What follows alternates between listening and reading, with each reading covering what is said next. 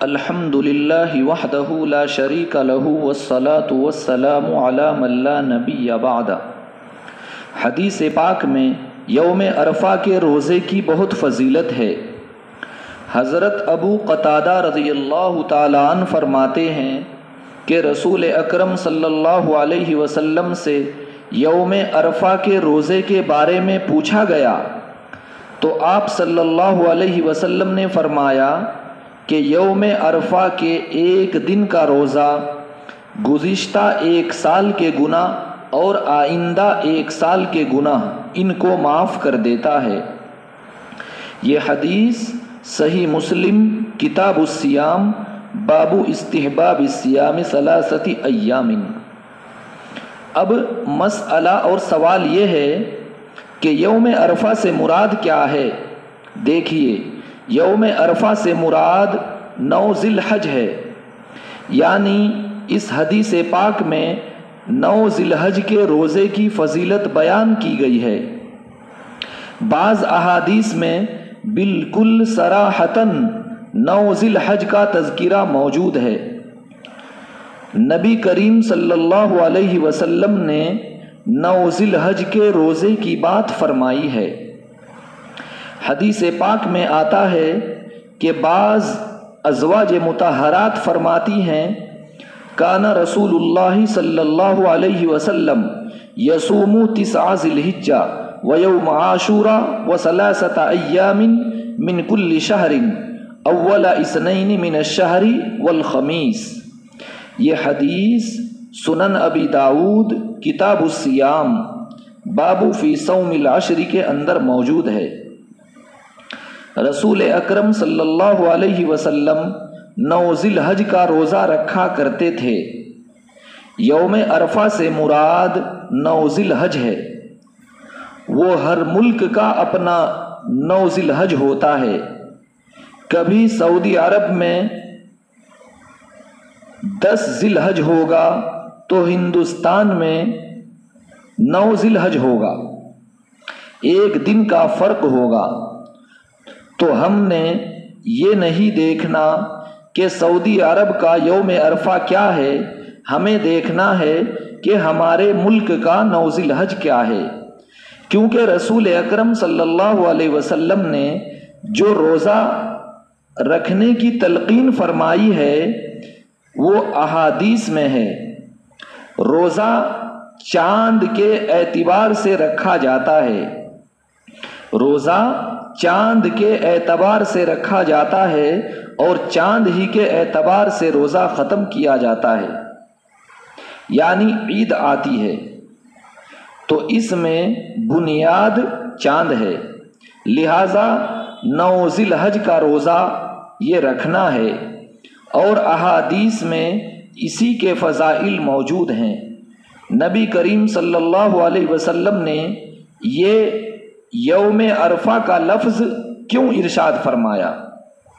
کیونکہ آپ صلی اللہ علیہ وسلم مدینہ منورہ میں تھے، اور مدینہ منورہ کا 9 ذی الحج یہ وہی ہے جو مکہ کا یوم عرفہ ہے۔ اس اعتبار سے آپ نے یوم عرفہ فرمایا۔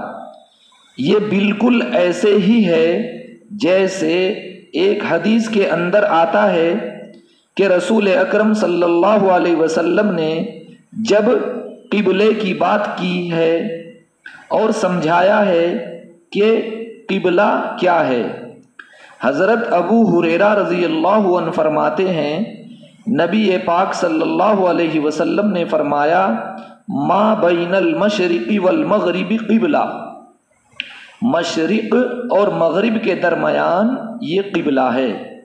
اب دیکھو، مشرق اور مغرب کے درمیان قبلہ یہ ہندوستان کے اعتبار سے نہیں ہے، یہ مدینہ منورہ کی بات کی ہے۔ حدیث سنن الترمذی باب ما جاء فی ان المشرق والمغرب قبلہ کے اندر موجود ہے۔ حدیث ترمذی شریف باب ما جاء فی ان المشرق والمغرب قبلہ کے اندر موجود ہے۔ حدیث ترمذی شریف بابو ما جاء فی ان المشرق والمغرب قبلہ کے اندر موجود ہے۔ ہمارے یہاں قبلہ شمال اور جنوب کے درمیان ہے اور مغرب کی جانب ہے، لیکن مدینہ منورہ میں قبلہ یہ مشرق اور مغرب کے درمیان ہے۔ تو یہ جو اللہ کے نبی نے بات فرمائی ہے یہ مدینہ منورہ کے اعتبار سے فرمائی ہے۔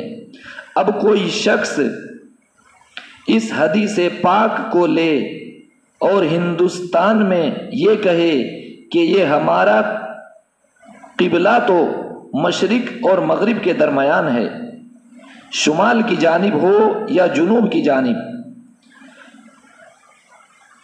مغرب کی جانب نہیں، کیونکہ اللہ کے نبی نے بتایا ہے قبلہ مشرق اور مغرب کے درمیان ہے۔ ہم اس کو سمجھائیں گے، حضور اکرم صلی اللہ علیہ وسلم نے فرمایا ہے یہ مدینہ منورہ کے لحاظ سے ہے۔ اسی طرح اللہ کے نبی نے یوم عرفے کی بات کہی ہے، اسی طرح اللہ کے نبی نے یوم عرفہ کی بات کہی ہے، یہ مدینہ منورہ کے لحاظ سے ہے، ورنہ یوم عرفہ سے مراد سعودی عرب مکہ مکرمہ کا یوم عرفہ نہیں، بلکہ اس سے مراد یوم عرفہ یعنی ہر ملک کا 9 ذی الحج ہے۔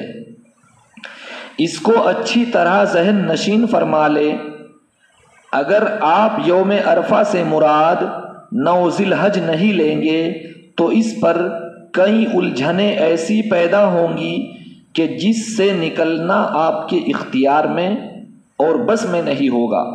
مثلا اب دیکھیے وہ ممالک جن میں اور سعودی عرب میں بہت فرق ہے، وہاں آپ کیا کریں گے؟